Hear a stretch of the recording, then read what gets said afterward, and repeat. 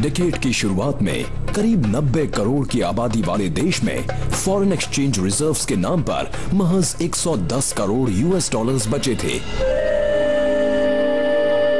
और 1991 में सिर्फ 2 हफ्तों तक आयात जारी रखने के लिए रकम बची थी। दुनिया के सबसे बड़े लोकतंत्र का आर्थिक ढांचा चरमराया हुआ था। हम बहुत ही बुरी इकोनॉमिक सिचुएशन में थे। फिर 1991 में हमने तय किया कि उस सिचुएशन में एक बड़ा बदलाव लाना जरूरी है।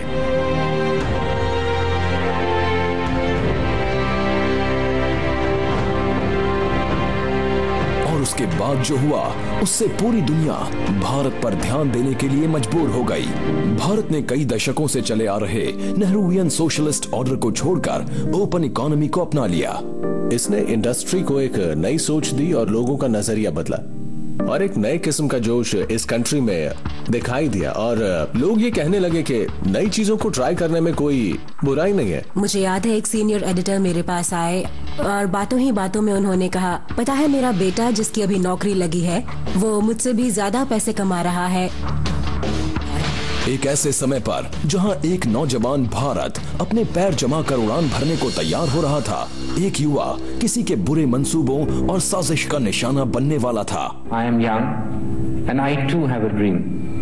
I dream of an India strong, independent, self-reliant and on the front rank of the nations of the world in the service of mankind. हर कोई सदमे में था, गुस्से में था, दुखी था। मेरे लिए तो ये बात बहुत ही दुख पहुंचाने वाली थी क्योंकि वो मुझे अच्छे से जानते थे और मैं उन्हें।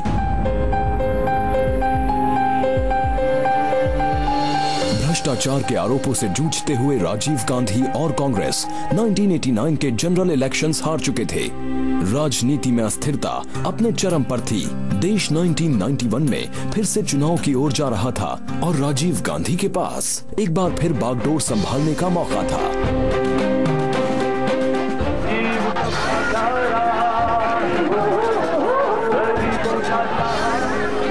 आम जनता का दिल जीतने के लिए उन्होंने उनसे मिलना जुलना पहले से ज्यादा कर दिया। मई 21, 1991 रात के करीब 10:10 हुए थे।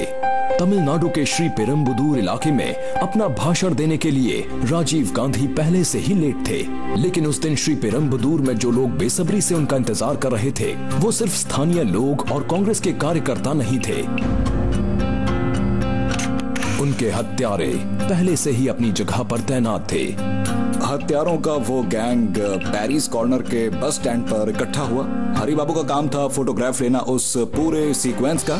एलटीटीई हमेशा ऐसा ही करता था, ये उसका पुराना मेथड था। वो हर चीज को डॉक्यूमेंट करते थे। अनोखी बात यह है कि इसी फोटोग्राफर द्वारा खींची गई तस्वीरों ने ही पुलिस को कातिल को पहचानने में मदद की। थिनमोली राजारत्नम, जिसे धानु भी कहा जाता था, एक लड़की थी कोकिला जो हिंदी में पोयम सुना रही थी और राजीव गांधी इस बात से खुश हो रहे थे कि कोई तमिलियन इलाके में हिंदी में कविता सुना रहा है। उसी समय धानु उनके सामने हाथों में फूलों की माला लेकर आई। वो सामने आकर रुकी और उसके पास एक छोटा सा बटन था, वो कुछ टॉगल जैसा था। उसने वो टॉगल दबाया और धमाका हो गया।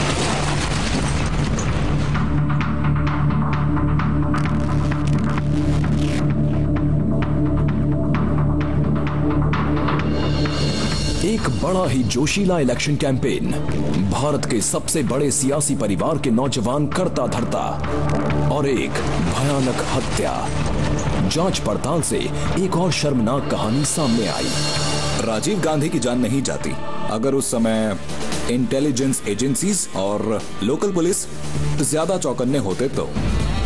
1991 में तमिलनाडु के गांवों में लेडीज सलवार कमीज ज्यादा नहीं पहनती थीं। पुलिस को इसी बात से अलर्ट हो जाना चाहिए था। एक तरह से पूरी छूट थी इस पूरे मामले में। इससे पहले वीपी सिंह भी जब चेन्नई गए थे तब भी ये लोग वीपी सिंह के बहुत करीब पहुंच गए थे और उन्हें भी उसी तरह से माला पहनाई गई, लेकिन इस बार तो धानु ने राजीव गांधी की जान ले ली।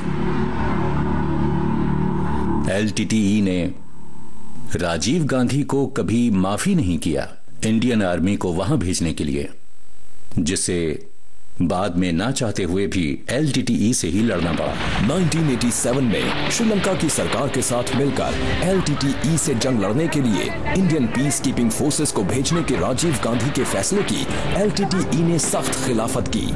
राजीव गांधी की पार्टी 1989 में चुनाव हार गई और 1990 में सेना को वहां से हटाया गया। 1991 के चुनावों में राजीव गांधी के जीतने की उम्मीदों को देखते हुए LTTE को डर था कि IPKF को दोबारा श्रीलंका भेजा जाएगा, इसलिए LTTE ने फसाद की जड़ को मिटाने का फैसला किया।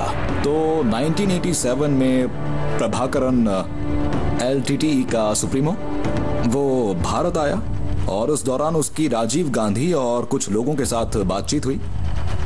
वो कुछ टर्म्स एंड कंडीशंस के सख्त खिलाफ था। दिल्ली में ही हमें खबर मिली थी कि उसके साथ जो बर्ताव हुआ वो उससे खुश नहीं था और उसने फैसला किया राजीव गांधी को मारने का।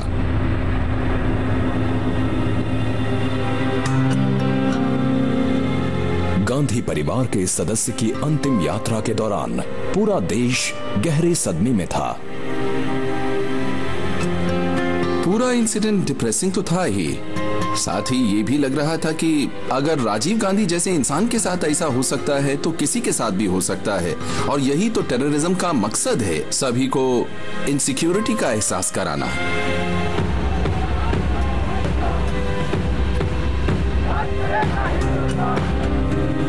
I am young and I too have a dream. I dream of an India strong, independent, self-reliant and on the front rank of the nations of the world in the service of mankind. एक युवा दूरदर्शी का सपना तो अधूरा रह गया, पर 90s बड़े सपने देखने वाले एक युवक की उड़ान के लिए सही था। और उनके बड़े सपनों का उनकी छोटी उम्र से कोई लेना देना नहीं था। I was in love with Sachin Tendulkar.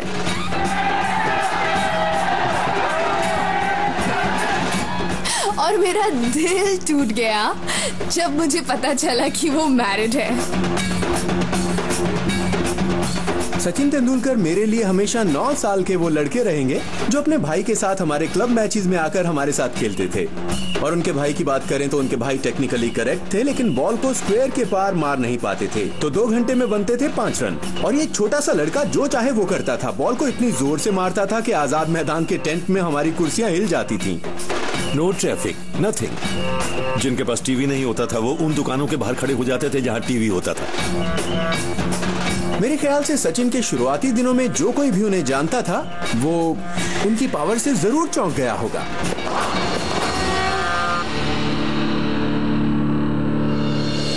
अगस्त 1990 में मैनचेस्टर के ओल्ड ट्रैफर्ड में टेस्ट सेंचुरी से लेकर ऑस्ट्रेलिया में अनबीटन 114 रनों तक, और फिर मिड 90s में वो इंडिया के ओपनिंग बैट्समैन बन गए।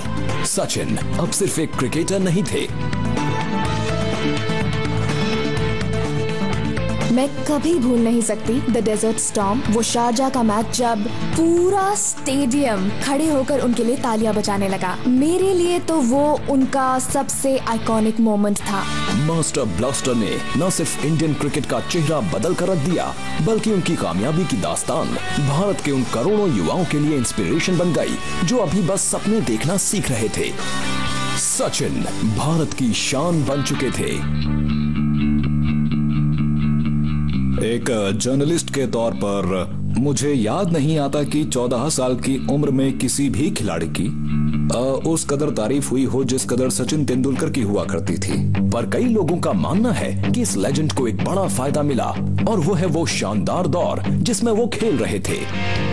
90s में सैटेलाइट टेलीविजन की भी भारत में शुरुआत हुई और तेंदुलकर को इंडियन टेलीविजन का पहला सैटेलाइट स्पोर्ट्स हीरो कहा जा सकता है। Sachin, have a Pepsi. Pepsi. Nothing official about it. Gavaskar black and white जमाने के हीरो थे। कपिल देव 80s में छाए हुए थे, वो ट्रांजिशन पीरियड था कलर टेलीविजन की ओर।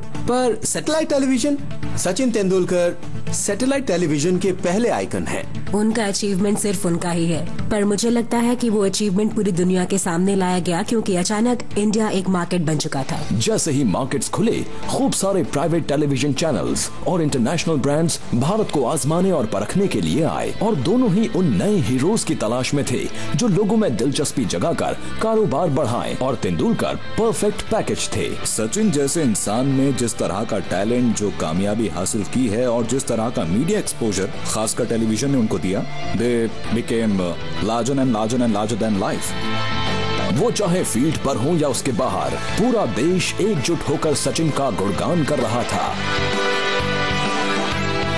लेकिन उसी डेकेड में कहीं और एक बड़े पैमाने का झगड़ा फसाद अपने चरम पर पहुंच रहा था। कश्मीर एक रोमांटिक सॉन्ग लोकेशन से बदलकर मतभेदों और राजनीति का केंद्र बनने जा रहा था।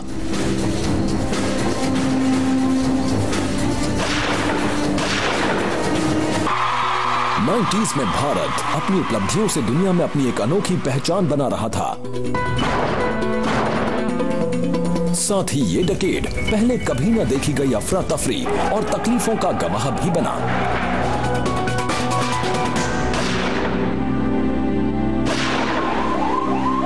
मेरे जैसे आम इंसान का कश्मीर में जाने पर रोक लगाया जाना एक बहुत बड़ा झटका था।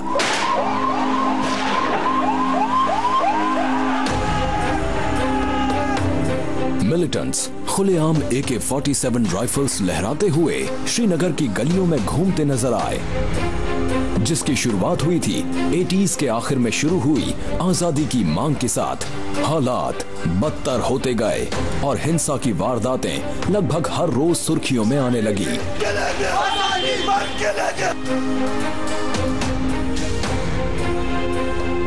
मैंने जहां पर अपना बचपन बिताया है वो है कश्मीर। उसे उस दर्द और उथल पुथल से गुजरता देखकर और किसी भी मजहब पर किसी भी किस्म का हमला होना, ये इंसानियत के लिए खतरे की घंटी है। खतरे की घंटी असल में मिड 80s के आसपास ही बज गई थी। कश्मीरियों के आक्रोश के पहले संकेत ऐसी जगह देखे गए जिसकी उम्मीद नहीं थी। एक बार एक क्रिकेट मैच खेला जा रहा था जो मेरे ख्याल से इंडिया और वेस्ट इंडीज के बीच था, और श्रीनगर में भीड़ ने सामने वाली टीम को चीयर करना शुरू किया, यानी कि वेस्ट इंडीज के लिए। और तब हमें पहला साइन मिला कि कहीं ना कहीं कुछ गड़बड़ है, क्योंकि तब तक टेलीविजन लाइव हो चुका था। अलगाव के एहसास की आग धीरे धीरे सुलगकर एक जबरदस्त सेपरेटिस्ट मूवमेंट बन गई। कई लोगों का मानना है कि 1987 के चुनाव ने यह तय कर दिया कि कश्मीर किस राह चलेगा। 87 के इलेक्शंस टर्निंग पॉइंट थे। तब जो इलेक्शंस हुए उन्हें फ्री एंड फेयर इलेक्शंस नहीं माना गया। उनमें से ज्यादातर इलेक्शंस में गड़बड़ी हुई। मुझे अब भी याद है, कई साल बाद मैं सैयद सलाउद्दीन से मिला। तब तक वो हिजबुल मुजाहिदीन का लीडर बन चुका था। मुझे याद है उसने मुझसे कहा था कि पता है, मैं श्रीनगर में PWD मिनिस्टर बन जाता अगर उस समय इलेक्शन में गड़बड़ी ना हुई होती तो। उसका एजेंट था यासिन मलिक। इलेक्शन में वो लड़ रहा था। अगर वो इलेक्शन जीत जाता तो क्या पता, शायद वो सरकार में एक मिनिस्टर होता और यासिन मलिक उसका सेक्रेटरी। और हुआ ये कि यासिन मलिक JKLF का हेड बन गया और सलाउद्दीन हेड बन गया हिजबुल मुजाहिदीन का। आने वाले डेकेड में हिजबुल मुजाहिदीन और जम्मू कश्मीर लिबरेशन फ्रंट दोनों आतंकवाद का माहौल फैलाकर आजाद कश्मीर की मांग करने लगे। इससे घाटी में हमेशा के लिए सांप्रदायिक तनाव बन गया।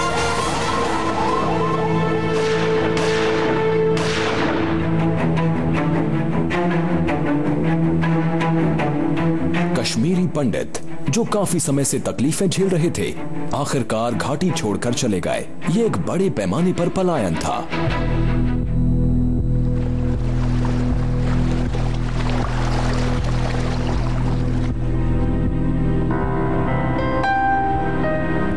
जब भी मैं कश्मीर जाता हूं तो बहुत दुखी होकर लौटता हूं। वो दुनिया की सबसे खूबसूरत वादियां हैं, लेकिन वहां हिंसा हमेशा के लिए है।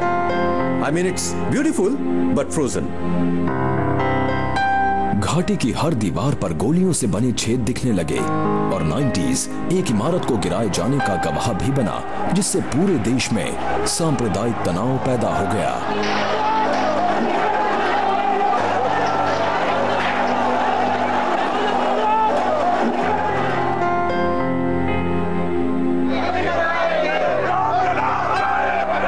हिस्ट्री पर नजर डालें और उस वक्त का जायजा लें जब इस देश का पोलराइजेशन हुआ और इसके सेक्युलर ढांचे को हर तरह से स्ट्रेच किया गया। असर ये हुआ कि बात बाबरी मस्जिद को गिराने तक पहुंच गई। गोली खाएंगे, मंदिर वहीं बुलाएंगे, लाठी गोली खाएंगे, मंदिर वहीं बुलाएंगे। वो 6 दिसंबर 1992 का दिन था। उत्तर भारत के कार सेवकों की एक बहुत बड़ी भीड़ अयोध्या में बाबरी मस्जिद की तरफ बढ़ी। उनके सर पर जुनून सवार था कि किसी भी हाल में उन्हें राम जन्मभूमि को दोबारा अपने कब्जे में लेना है।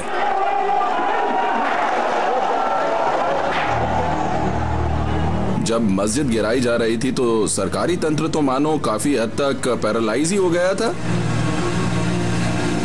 बाबरी मस्जिद के गिराए जाने से हिंदू मेजॉरिटी के एक्सट्रीम एलिमेंट्स को एक मकसद मिला, चलो अब राम मंदिर बनाते हैं।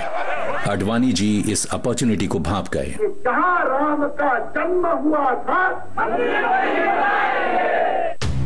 दोनों धर्मों के कट्टरपंथियों ने आवाज उठाई और नतीजे के तौर पर हुई भारी तबाही। लेकिन जो बाबरी मस्जिद को गिराने खुद वहां मौजूद थे, उनके लिए ये उस किस्से का खात्मा था जिसकी शुरुआत 90s में हुई थी। जो हिंदू हित की बात करेगा वही देश पे राज करेगा। मुझे अब भी याद है रथ यात्रा का वो नारा। 25 सितंबर 1990 बीजेपी के अनुभवी नेता LK आडवाणी अपने टोयोटा के रथ पर गुजरात के सोमनाथ मंदिर से निकल पड़े। बीजेपी के एक और बड़े नेता स्वर्गीय प्रमोद महाजन के रथ का सुझाव देने से कार सेवकों और वॉलंटियर्स को जुटाने में कामयाबी मिल रही थी। रथ यात्रा ने सांप्रदायिकता को एक बड़ा राजनीतिक मुद्दा बना दिया। इस यात्रा में जबरदस्त नारेबाजी हुई और खूब भड़कीले भाषण भी दिए गए। जो हमारे मन में है वो हमारी वाणी पर है, जो हमारी वाणी पर है वो हम कृति में उसको कार्यान्वित करते हैं। और यदि बाबा के नाम की मस्जिद नहीं बनेगी तो क्या बनेगा? वो क्या बनेगा?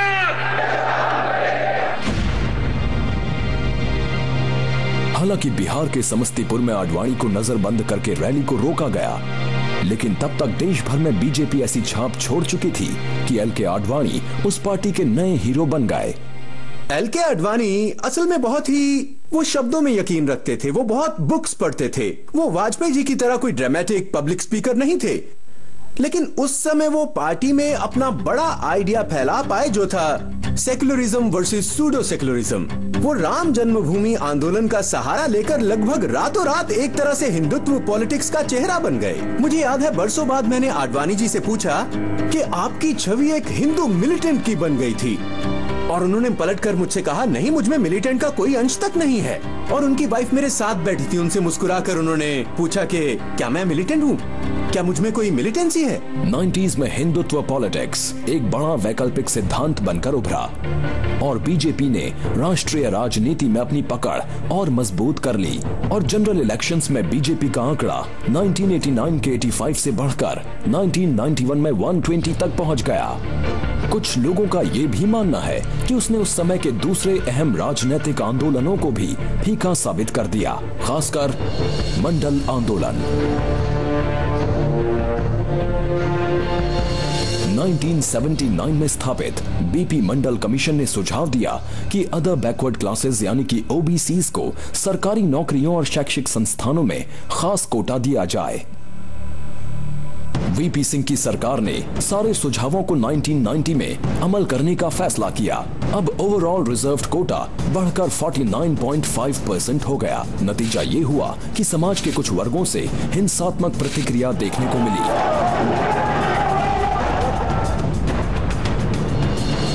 मैंने देखा कैसे नौजवान खुद को मार रहे थे, जिंदा जला रहे थे।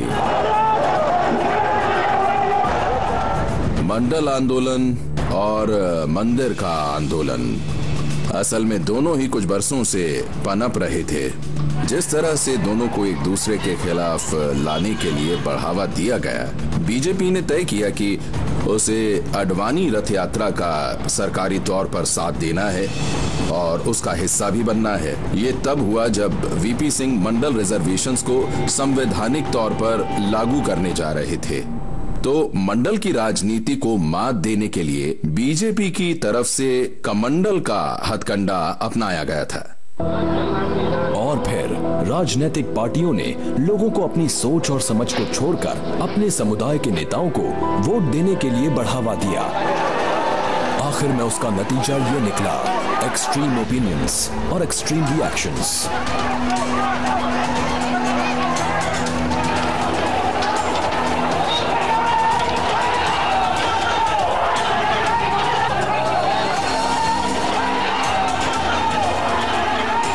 अयोध्या और वाराणसी जैसे उत्तर भारतीय शहरों से लेकर मध्य भारत में भोपाल से लेकर पश्चिम में सूरत तक देश के कोने कोने से दंगों की खबरें आ रही थी।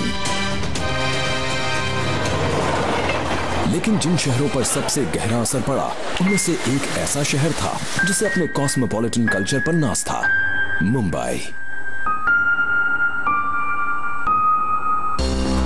MTV, pop music, satellite television, mobile phones और इंटरनेट 90s में कई नए शब्द भारतीयों की जुबान पर सुनाई देने लगे, लेकिन साथ ही सांप्रदायिकता, मंदिर और मंडल जैसे शब्दों का मतलब ही बदल गया। भारत की सेक्युलर छवि बर्बाद हो चुकी थी और पूरा देश आग की लपटों से घिर चुका था।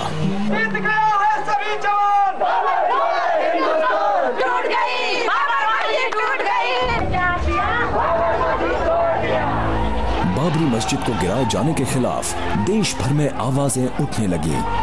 कई शहरों में दंगे फसाद की खबरें आने लगी, लेकिन इन दंगे फसादों का केंद्र बना मुंबई। किसी को पता चलने से भी पहले हसीन सपनों का यह शहर अचानक एक ऐसा डरावना सपना बन गया जिसे देखकर एक आम मुंबईकर दहल गया। हम एक्चुअली एयरपोर्ट पर फंस गए क्योंकि उन्होंने कहा इट्स बेटर कि अगर आप टेक ऑफ करके मुंबई में लैंड ना करें क्योंकि मुंबई के हालात ठीक नहीं हैं।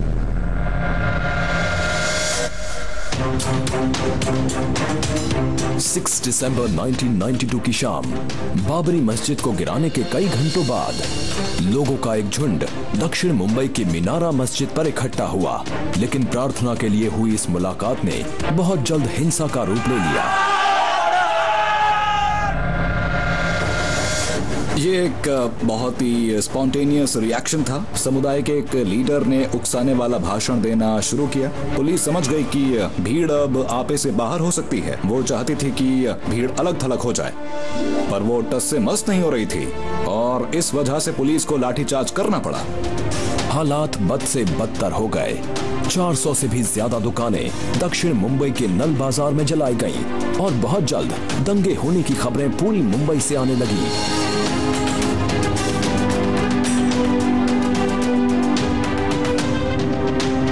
उसके बाद शहर के कई हिस्सों में कर्फ्यू लगाया गया।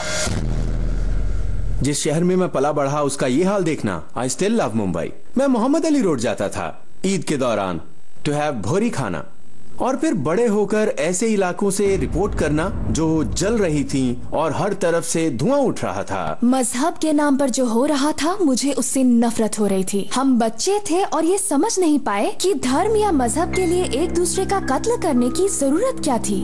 करीब 3 हफ्तों बाद दंगे रुक तो गए, लेकिन ये राहत सिर्फ कुछ देर के लिए ही थी। सिर्फ 1 महीने बाद दंगों का दूसरा दौर शुरू हो गया। भिंडी बाजार में एक सड़क थी जिसके एक तरफ हिंदू रहते थे और दूसरी तरफ मुसलमान, और अचानक वो एक दूसरे के खिलाफ नारेबाजी कर रहे थे और हमें ये महसूस होने लगा था कि मेरी मासूम खूबसूरत मुंबई को क्या हो गया है। सड़क के एक तरफ के हिंदू और सामने वाले मुसलमान एक दूसरे के खून के प्यासे हो चुके थे। बहुत सारा डैमेज हुआ था, कई लोग मारे गए थे, बहुत सारी प्रेशियस लाइव्स।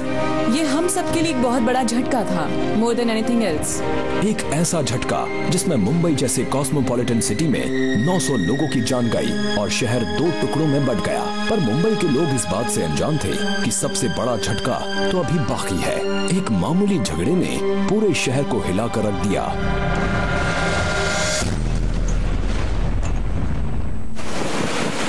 मार्च 1993 दोपहर के 1:30 बज चुके थे और बॉम्बे स्टॉक एक्सचेंज के कर्मचारी अपने काम में बिजी थे।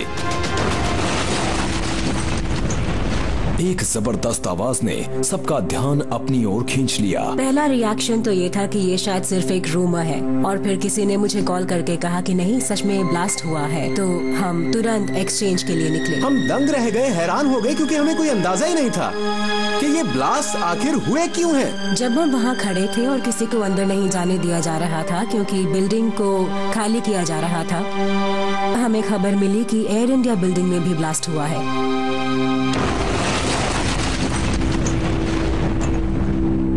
शहर में 2 घंटों में 10 बॉम्बिंग्स हुई और 2 जगहों पर टाइगर मेमन के गुंडों ने अपने हाथों से हैंड ग्रेनेड्स भी फेंके। Ibrahim Tiger Memon underworld don Dawood Ibrahim के खास करीबी साथियों में से एक था। दाऊद डी कंपनी का लीडर था, जो दुनिया की सबसे खतरनाक क्रिमिनल ऑर्गेनाइजेशंस में से एक है। हम सब इस बात से डरे हुए थे कि न जाने अगला ब्लास्ट अब कहाँ होगा। साथ ही साथ ये भी लगा कि उन्होंने ऐसा किया क्यों? कोई इस शहर के साथ ऐसा कैसे कर सकता है? 1993 में हमें टेररिज्म के बारे में ज्यादा पता नहीं था। हम अंडरवर्ल्ड के बारे में जानते थे, हम दाऊद इब्राहिम जैसों को जानते थे, उनके गन फाइट्स की खबर थी, पर हमें आरडीएक्स का नहीं पता था। मुझे याद है तब के पुलिस कमिश्नर मिस्टर सामरा ने मुझसे कहा, राजदीप, इन बॉम्ब ब्लास्ट में आरडीएक्स का इस्तेमाल हुआ है। मैंने पूछा, sir RDX? What is this RDX? आम इंसान अब आरडीएक्स जैसे शब्दों से वाकिफ हो रहा था। जिस ब्लास्ट ने 257 लोगों की जान ली और 700 से ज्यादा को घायल किया, उसने पुलिस को भी परेशान कर दिया था। लेकिन बहुत जल्द मुजरिम का पता चलने वाला था। एक चार्टर्ड अकाउंटेंट मेरे पास आए और उन्होंने मुझे बताया कि मेमन का भाई कई लोगों को काफी भारी रकम ट्रांसफर करके भाग चुका है। ये तो बिल्कुल बदला लेने जैसा था। ये एक चेतावनी थी कि अगर हमारे खिलाफ कुछ किया गया तो हम तुम्हारे शहर का भी ऐसा ही हाल करेंगे। करीब 8 महीनों बाद पुलिस ने 189 लोगों के खिलाफ चार्जशीट फाइल की और 1 साल बाद टाइगर मेमन के भाई याकूब को गिरफ्तार किया। और फिर एक फिल्म की कहानी एक सुपरस्टार की जिंदगी की हकीकत बन गई। संजय दत्त का नाम उस मामले में आना came as a shock to all of us।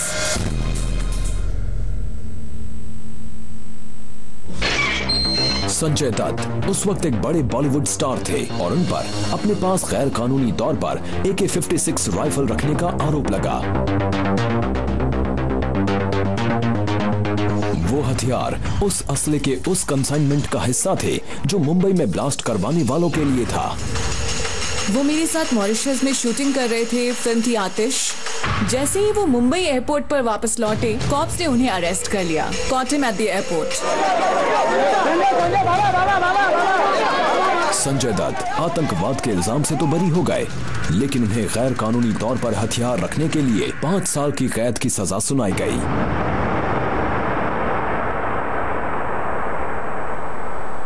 As a friend and as a human being मैं उनके साथ हूँ, क्योंकि मैंने उनके साथ बहुत फिल्में की हैं। मैं उनके डैड को जानती थी, हम फैमिली फ्रेंड्स हैं, उनकी सिस्टर को जानती हूँ।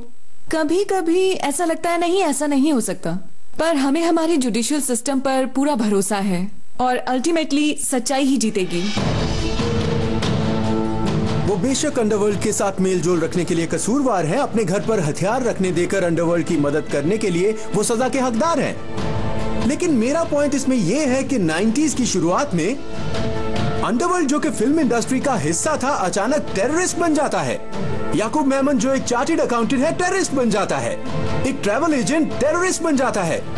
तो इन 5 महीनों ने मुंबई को बदल कर रख दिया, शायद संजय दत्त को भी।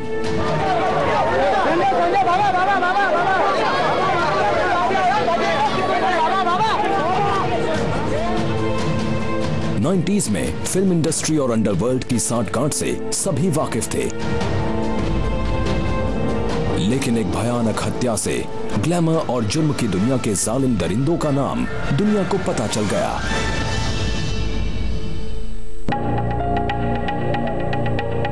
म्यूजिक मुगल गुलशन कुमार ने फिरौती की रकम देने से इनकार कर दिया। बदले में उनकी बिल्कुल फिल्मी अंदाज में जान ले ली गई। दिन दहाड़े उन पर 16 गोलियां दागी गईं। 12 अगस्त 1997 जब मिस्टर गुलशन कुमार को बड़ी बेरहमी से अंधेरी के जीत महादेव मंदिर के बाहर मारा गया था। लोगों को अब भी याद है कि वो कैसे रेंग रहे थे और कैसे अबू सलेम फोन पर उनकी चीखें सुन रहा था। मकसद सिर्फ बॉलीवुड को डराना था और बॉलीवुड इससे काफी हद तक डर भी गया था।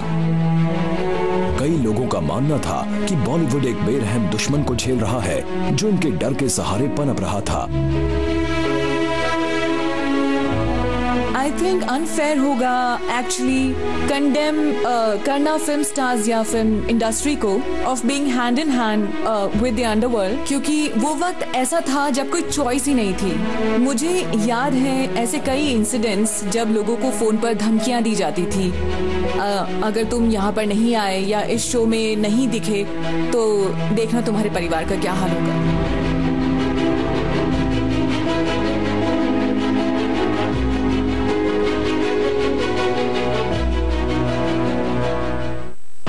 मंदिर, मस्जिद, म्यूजिक और मर्डर के दौर में भारत के मिडिल क्लास में एक नया जोश था। उसमें इतना कॉन्फिडेंस था कि इंटरनेशनल प्लेटफॉर्म्स पर छा सके। To go on to become an ambassador of peace, goodwill, harmony and compassion and try and do full justice to our motto, beauty with a purpose.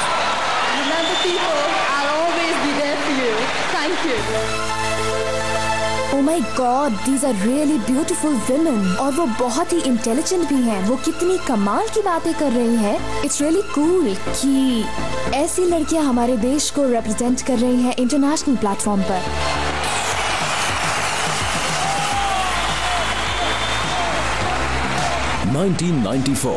International beauty pageants के इतिहास में पहली बार एक ही साल में मिस यूनिवर्स और miss world का ताज Indian beauties के सर पर सजा। उस इवेंट की पहली झलक देखकर मैंने कहा वाओ, क्योंकि आप नहीं सोचते कि इंडियन लड़की मिस यूनिवर्स या मिस वर्ल्ड जीतेगी। ये तो पश्चिमी देशों की लड़कियां जीतती थी, वेनेजुएलियन गर्ल्स।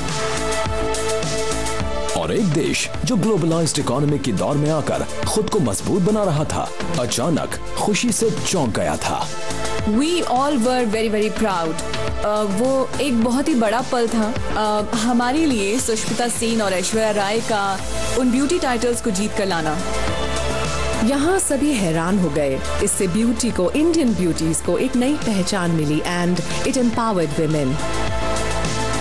लेकिन हर कोई इंडियन ब्यूटी की जीत से खुश नहीं था। इसे कॉन्स्पिरेसी कहने के कई रीजन हैं, और सच कहूं तो मेरी एक सोच ये भी है कि मैं सुश या दिया में कोई कमी नहीं देखता। वो सभी डिजर्विंग विनर्स हैं। लेकिन जैसा कि मैंने पहले कहा था, I tell you why Indians are winning all the time. This is the cosmetic industry जो इंडिया में आना चाहती हैं। पहले उन्होंने साउथ अमेरिका में पैर जमाया, इसलिए वो जीत रही थी।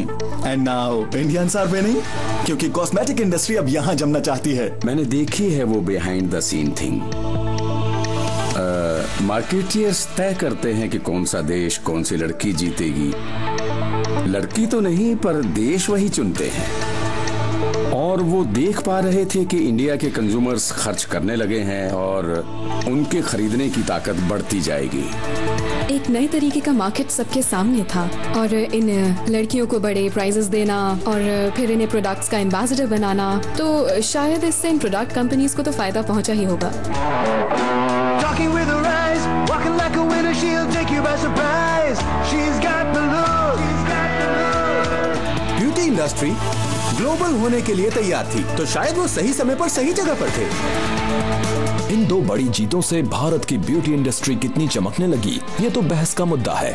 लेकिन 90s ने इस देश और उसकी महिलाओं को वो बढ़ावा दिया जिसकी सख्त जरूरत थी। इन दोनों लड़कियों के बारे में और उनकी कामयाबी के बारे में कुछ अलग बात तो जरूर थी। तो हाँ, इससे एक तरह की दिलचस्पी बढ़ गई इस प्लेटफॉर्म की तरफ। दो और भारतीय लड़कियां युक्ता मुखी और डायना हेडन को भी उसी डेकेड में कुछ समय बाद वो शानदार खिताब मिले और नई सदी में आम जिंदगी जीने वाली कई लड़कियां लगातार आगे आईं ताकि वो ग्लैमर की दुनिया में छा जाएं। मैं कहूंगी कि सुष्मिता और ऐश्वर्या ने इंटरनेशनल पैजेंट्स जीतकर इंडिया की लड़कियों को एक नई उम्मीद दी। इससे उन्हें ये आइडिया हो गया कि ब्यूटी कॉम्बिनेशन हो सकती है लुक्स और ब्रेन्स का। उन दोनों ने आगे बढ़कर दुनिया को जीत लिया और वो पल इस देश के लिए बड़ा पल था, हमारी पहचान बन गई। सचिन तेंदुलकर, सुष्मिता सेन, ऐश्वर्या राय, और क्या चाहिए आपको?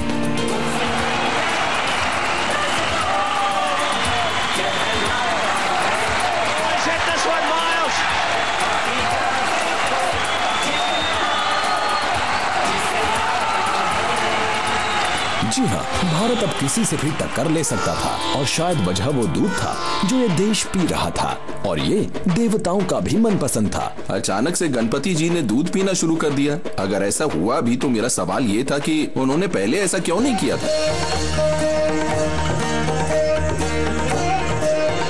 गणेश जी भला ऐसा क्यों करते? यू नो आई मीन क्या उन्हें दूध की कमी थी या स्वर्ग में दूध की सप्लाई कम हो गई थी? वो बड़ा धरती पर आकर सबके हाथों से दूध क्यों पीते? 21 सितंबर 1995 हजारों लोग गणेश जी के मंदिरों के बाहर हाथों में दूध लिए कतार में खड़े हो गए। आखिर गणेश जी स्वयं अपने प्रिय भक्तों के हाथों से दूध जो पी रहे थे। कैन यू एवर इमेजिन कि पूरा देश बैठकर गणेश जी की मूर्ति को दूध पिलाने की कोशिश कर रहा है और दूसरी तरफ न्यूज चैनल्स तो इसे दिखाकर खूब फायदा उठा रहे थे, ज्यादातर सभी चैनल। वैसे तो पूरे देश के साथ साथ इंटरनेशनल मीडिया भी दूध पीती मूर्तियों का चमत्कार देखने में मशरूफ थी, लेकिन असली चमत्कार तो कहीं और ही हुआ। दूध की बिक्री में सीधे 30% का उछाल आया। इस डेकेड में उतार चढ़ाव के कई दौर आए। देश ने दिव्य चमत्कार के पल भी देखे, पर मुंबई के एक हिस्से से एक आदमी पूरे बाजार से दोनों हाथों से रुपए बटोर रहा था। मिस्टर रानीना, जो कि चेयरमैन थे उनकी कंपनी के, उन्हें कहते थे Amitabh Bachchan of stock markets.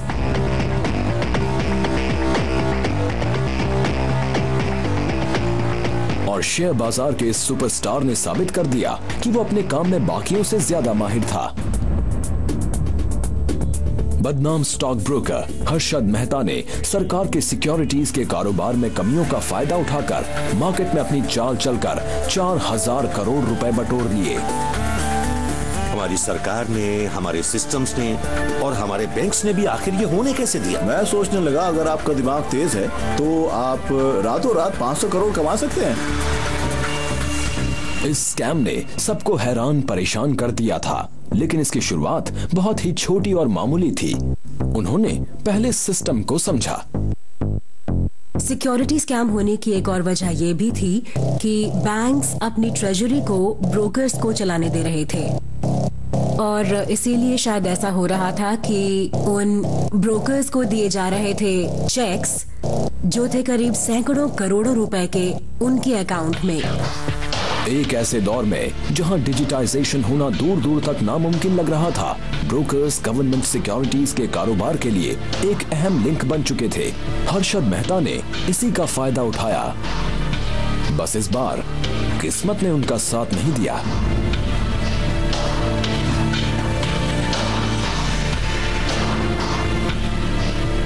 तो एक चेक इशू किया गया स्टेट बैंक ऑफ इंडिया से हर्षद मेहता के लिए और जिस इंसान ने उसे निकालने की इजाजत दी स्टेट बैंक ऑफ इंडिया से वो छुट्टी पर था और कोई और जो रिकॉर्ड्स टैली कर रहा था उसे पता चला कि 550 करोड़ रुपए गायब है। फिर रिजर्व बैंक ऑफ इंडिया जांच करने लगा और तब जाकर ये पता चला कि वो पैसे आए थे नेशनल हाउसिंग बैंक से जो खुद सब्सिडरी है रिजर्व बैंक ऑफ इंडिया का। ओके, तो तब जाकर ये बात साफ हुई कि इन ब्रोकर्स के हाथ तो रिजर्व बैंक ऑफ इंडिया तक पहुंचे हुए हैं। स्टॉक कारोबार की दुनिया में सभी सोचते रहे कि ये गंदगी कहां तक फैली है, लेकिन स्टॉक मार्केट का ये अमिताभ बच्चन कहानी में ऐसा ट्विस्ट लेकर आया जिसे फिल्म बनाने वाले भी सीख सकते हैं। और फिर हुई एक बड़ी प्रेस कॉन्फ्रेंस जिसमें राम जेठमलानी और महेश जेठमलानी ने कहा कि प्राइम मिनिस्टर को रिश्वत दी गई है। मुझे लगता है कि ऐसा बिल्कुल हुआ था। मामला ठंडा पड़ गया क्योंकि अंदर ही अंदर समझौता कर लिया गया। जी हाँ, पैसे दिए गए थे honourable PV Narasimha Rao the prime minister of India को। लोग किसी भी स्कैम को इंसानी नाम नहीं देते, लेकिन अगर किसी स्कैम को इंसानी नाम देना ही है तो वो हर्षद मेहता स्कैम नहीं होगा, वो होगा पीवी नरसिम्हा राव स्कैम। ये शब्द जितने चौंकाने वाले हैं, ये डकैत भी उतना ही हैरान करने वाला रहा। इमारतें तोड़ी जा रही थी और रिकॉर्ड्स भी। आतंक ने कई रूप अपना लिए तो उससे लड़ने का जज्बा भी बढ़ा। कहीं करियर वक्त से पहले खत्म हुए तो कहीं किसी की कामयाबी बढ़ती गई। 90s में स्कैम्स, स्कैंडल्स और दंगे फसादों का बोलबाला रहा। तो उसी दौर में पूरा का पूरा देश एक नई उड़ान भरने को तैयार था।